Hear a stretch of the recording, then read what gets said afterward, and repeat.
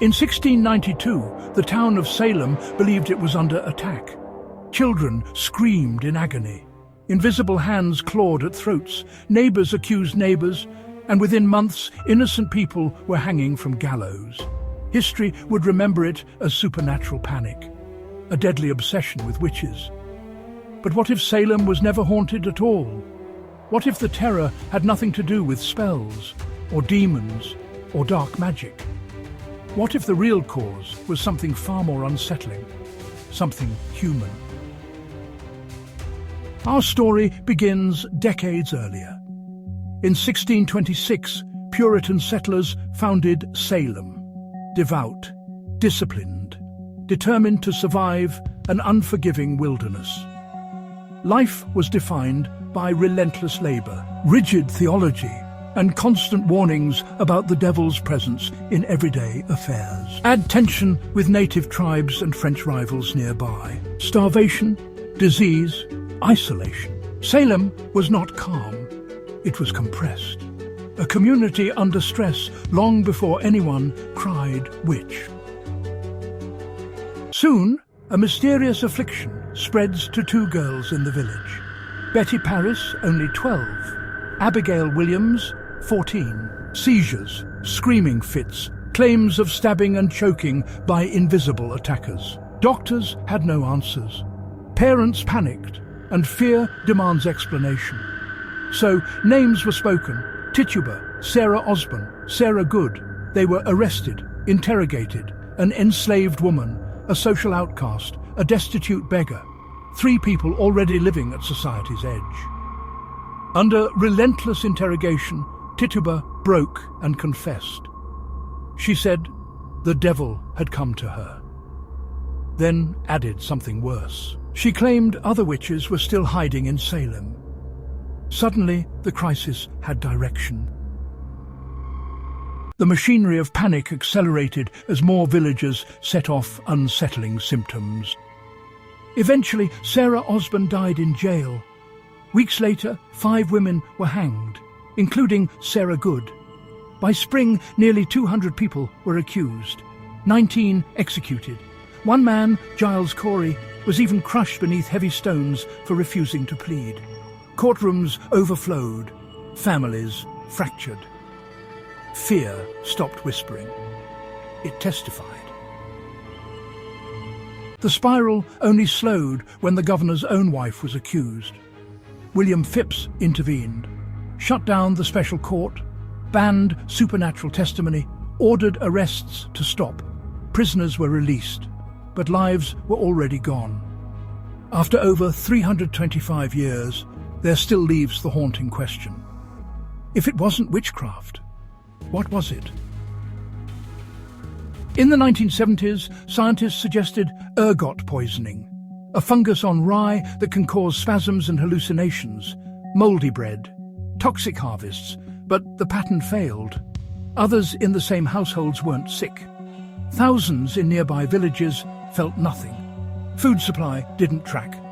The mouldy bread theory is, well, toast.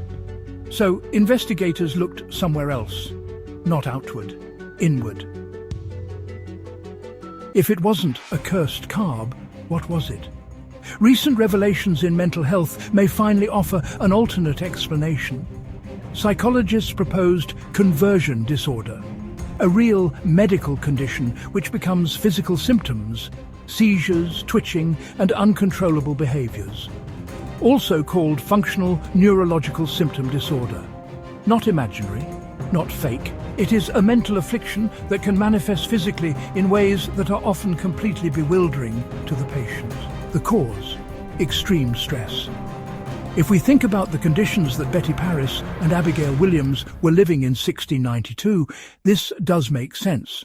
They are children living in a very strict Puritan household, hearing these sermons constantly about the dangers of the devil and the invisible world.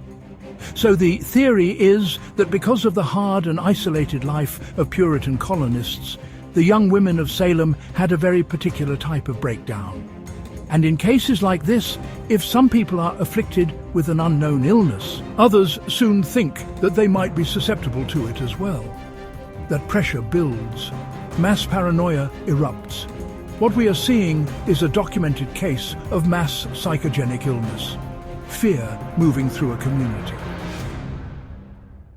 It's interesting to observe that when Betty Paris is separated from the rest of the family, her illness resolves itself. She makes a full recovery. Could it be that the victims of Salem suffered a neurological condition that then snowballed throughout their community? Over 300 years later, something eerily similar unfolded. In 2012, 18 cheerleaders in Leroy, upstate New York, developed sudden tics and spasms. The town panicked. A media circus blows up. The community wanted answers, just as they did over 3 centuries earlier. But unlike Salem, cooler heads prevailed. Doctors intervened, and slowly their symptoms vanished without hauling anyone to the gallows. It makes you think perhaps the only bewitching thing at work in Salem was the human mind. But here's what may matter most. Stress alone didn't hang 19 people. Symptoms alone didn't crush Giles Corey. What turned sickness into slaughter was how fear reshaped the perception of their fellow settlers. Once terror takes hold, communities stop asking, "What is happening?" and start asking, "Who is to blame?" Neighbors became suspects. Marginalized people became unfairly targeted.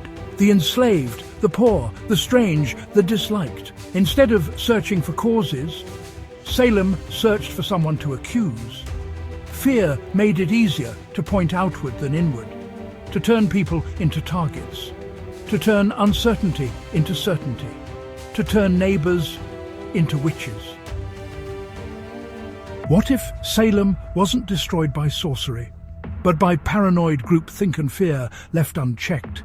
A stressed town, terrified children, authorities desperate for explanations, one accusation after another, until a community convinced itself it was fighting evil while dismantling itself. Today, the Salem witch trials endure as a warning about what happens when panic outruns reason, when fear overrides empathy, when societies stop seeing individuals and start seeing others as unlike us. History didn't record monsters in Salem. It recorded what happens when human beings stop recognizing the humanity in one another. And that may be the most dangerous force of all. If this story surprised you, let us know what caught your attention in the comments. And if you want more deep dives into history's strangest mysteries, make sure to like, subscribe, and join us for the next one.